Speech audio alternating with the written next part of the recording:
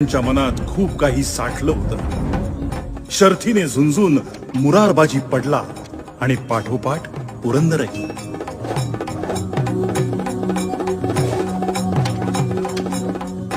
एक वेळ पुरंदर गेला असता तरी चाललं असतं, पण आमचा धुरंधर राहायला हवा होता.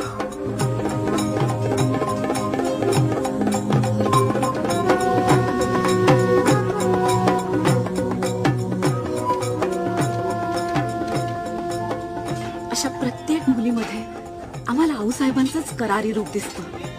हो ना, आऊसाहेबांनी जशी तलवार हाती घेतली तशी चुली समोर उभी राहणारी प्रत्येक स्त्री त्याच चुलीतलं जळतं लाकूड घेऊन आऊसाहेबांच्या पाठीशी उभी राहील. आपण म्हणतो ना, स्त्री म्हणजे मराठ्यांच्या देव्हाऱ्यातील देवता, पण मखरात पुजलेली नाही, रक्ताचा मळवट भरलेली